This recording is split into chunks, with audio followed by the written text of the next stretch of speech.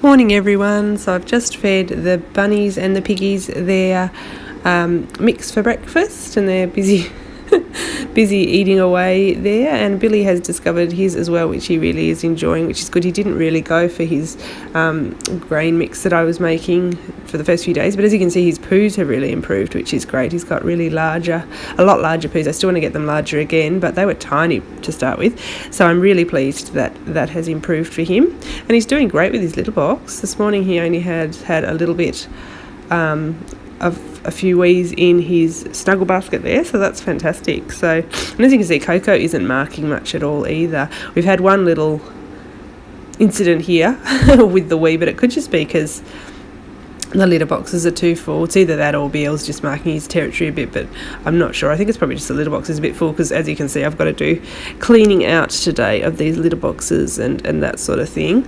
I'm going to clean Billy's out a little bit just because it's so full, but I am going to leave a little bit of his old litter in there just so that it keeps smelling like that, like a litter box, so he knows that is where he's meant to go. But I'm so surprised he's picked it up so quickly. He's done such a good job with it. He's really done a really good job.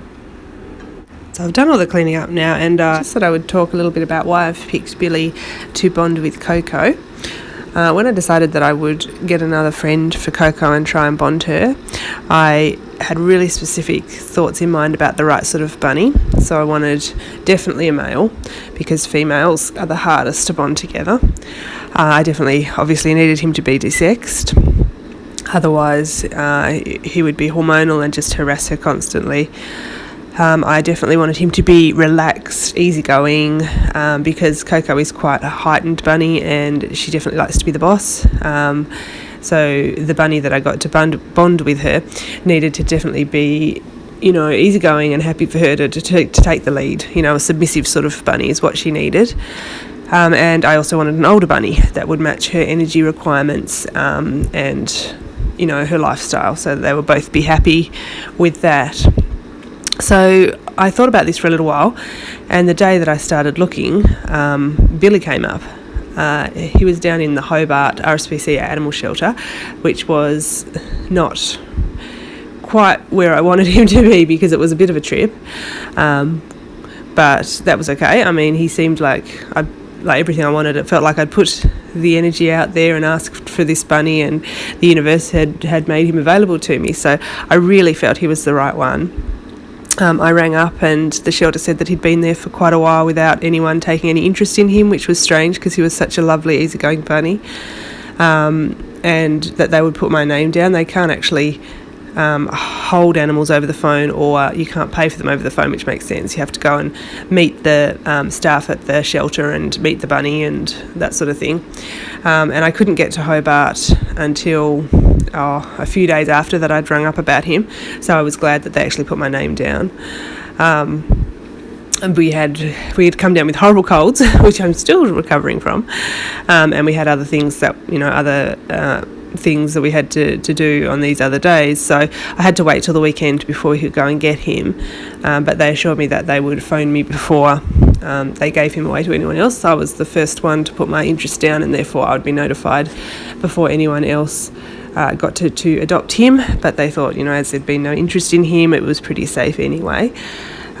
So the night before we went to adopt him, I thought, I felt a little bit torn. I really felt he was just meant for us. He was just given, put up there for us, and he was the one that was meant to be. But at the same time, I was a bit torn because it was hard for me to imagine anyone else other than Snowflake with Coco.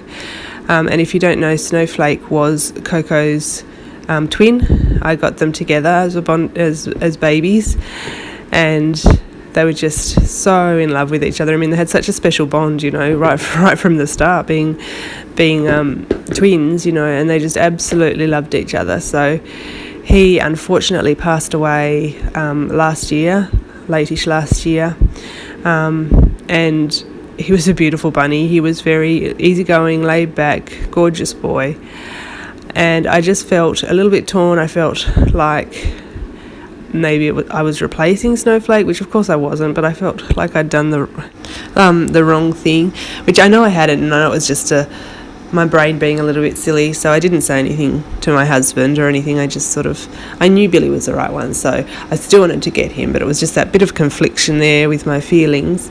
But for the next part of the story, it's important to know that when Snowflake passed away, well, the day before he passed away, and when he passed away, he had a beautiful rainbow reflected on him from the sun catcher on the window in the rabbit's room. It was reflected right on him, and it was so pretty and so poignant. And I've always associated rainbows with Snowflake ever after that. So back onto the story I was telling. So on the morning that we went down to get Billy, we had quite a big drive. It was a 2-hour drive to the shelter to get him. And as we were driving, we saw 2 beautiful rainbows in the sky. And one of them was a complete rainbow that arched all the way from one side of the road across to the other side of the road that we were driving on. And I saw it and I just knew that it was Snowflake saying that it was the right thing to get Billy and that it was okay to get Billy. And it was just so emotional. And I didn't say anything. I just thought that to myself. As I looked at the rainbow. But then 2 seconds later, my husband actually said, "Oh, look, it's Snowflake. He's saying it's okay to get Billy," which I thought was amazing because I hadn't even told him that I was having, those feelings about if it was the right thing to do or not. So I thought that was such a poignant thing, and that just made me think, no, this is the right thing. I had no doubt then. I knew this was the right thing to do, that was a special message from Snowflake. So that was so nice. It was his way of saying, I don't want Coco to be alone. Billy is, it's okay to get Billy. You're not doing the wrong thing. So that was so special.